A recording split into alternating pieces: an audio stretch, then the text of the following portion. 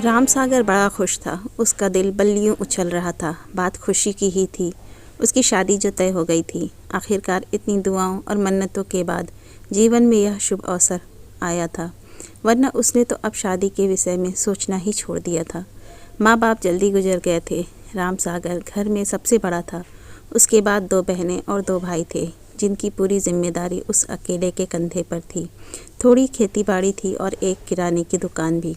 18 वर्ष की उम्र में ही रही होगी जब माँ बाप साथ छोड़ गए। राम सागर ने बड़ी मेहनत की। चारों भाई बहनों की देखभाल और उनकी शादी ब्याह की जिम्मेदारी उसने माँ बाप बनकर उठाए। अब उसकी 42 वर्ष की उम्र हो आई थी। इस उम्र में उसके दोस्त अपने बच्चों की शादी की चिंता में मग्न थे और वो अभी तक छुट्टे बैल की तरह घूम रहा था। छोटे भाई बहनों की नैया पार लगाते लगाते कब राम सागर के बालों में सफ़ेदी झलकने लगी थी, उसे पता ही नहीं चला। सबका घर बसाने के चक्कर में उसका अपना घर अब तक नहीं बस पाया था। चलो देर आए दुरुस्त आए। रिश्ते की बुआ ने आखिरकार उसकी सगाई तय करा ही दी। उसका मन बुआ को दुआएं देते नहीं थक रहा था। लड़की पास के गांव की ही थी, 6 बहनों में तीसरे नंबर की। राम सागर अपनी बुआ के साथ लड़की देखने पहुंचा तो शर्म के मारे गर्दन ही नहीं उठ रही थी। लड़की चाय की ट्रे लिए सामने खड़ी थी। राम सागर नज़रें नीचे किए बस उसके कोमल पैरों को निहार रहा था। गोरे गोरे पैर पतली पट्टी की सस्ती सी सैंडल में चमक रहे थे। नाखूनों पर लाल रंग की नेल पॉलिश चढ़ी थी। राम सागर तो उसके पैरों को देखकर ही रीझ गया। बुआ ने कोहनी मारी, ज़रा नज़र उठाकर निहार ले, बाद में न कहना कि कैसी लड़की खुद से ब्याह करवा दिया। राम सागर ने बमुश्किल नज़रें उठाईं। लड़की के सिर पर गुलाबी पल्ला था। आधा चेहरा ही राम सागर को नज़र आया, चांद सा बिल्कुल गोरा गोरा। राम सागर ने धीरे से गर्दन हिलाकर अपनी रजामंदी जाहिर कर दी। शादी की तारीख महीने भर बाद की तय हुई थी। राम सागर घर के एक एक चीज़ साफ करने में जुटा था। घर में उसके सिवा कोई था ही कहाँ जो सब सवारे बुहारे, सब उसे ही करना था। बहनें ब्याह कर अपने घरों की हो गई थीं। दोनों भाई रोज़गार के चक्कर में दिल्ली गए तो वहीं के होकर रह गए। एक एक करके अपनी पत्नियों और बच्चों को भी ले गए कि वहाँ बच्चों की अच्छी परवरिश और पढ़ाई हो सकेगी। पीछे रह गया राम सागर अकेला। 1 महीने में राम सागर ने घर का कायाकल्प कर डाला। अपनी पत्नी के स्वागत में वह जो कुछ भी कर सकता था उसने किया। आखिरकार शादी का दिन भी आ पहुंचा।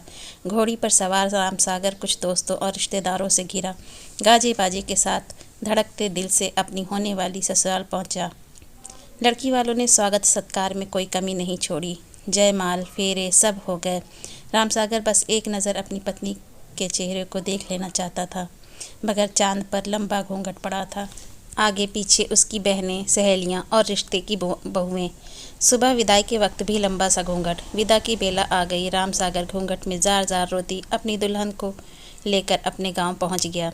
सारा दिन रीति रिवाज निभाते बीत गए। दुल्हन भीतर कमरे में औरतों के बीच दुबकी बैठी और वह बाहर मर्दों में।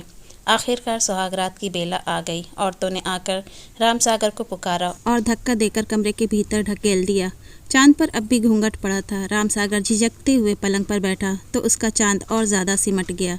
काफ़ी देर खामोशी छाई रही। आखिर हिम्मत जुटाकर राम सागर ने घूंघट के पट खोले तो जैसे उसको सांप सूंघ गया। घूंघट का चांद वो चांद नहीं था जो उस दिन नज़र आया था। ये तो कुछ फीका फीका सा था। बेसाख्ता उसके मुख से निकला, तुम कौन हो? वह धीरे से बोली, अनीता। राम सागर ने कहा, मगर मेरी शादी तो सुनीता से तय हुई थी। अनीता ने गर्दन झुका ली।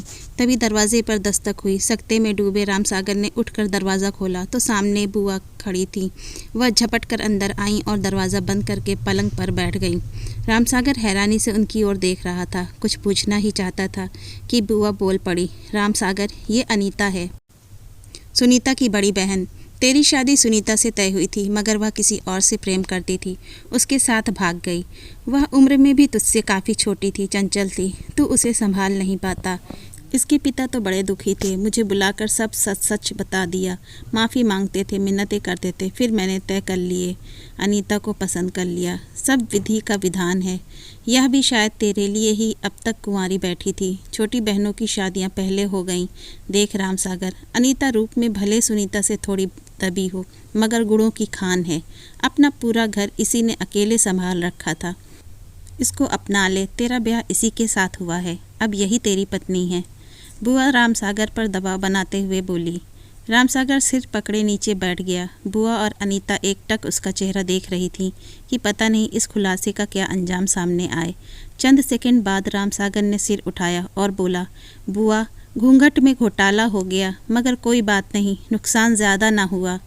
बुआ हंस पड़ी, साथ में रामसागर भी ठठा पड़ा और चांद के चेहरे पर भी मुस्कुराहट तैर गई। अगर आपको मेरी ये कहानी अच्छी लगी हो तो प्लीज़ मेरे चैनल को लाइक, सब्सक्राइब और कमेंट ज़रूर कीजिए। धन्यवाद।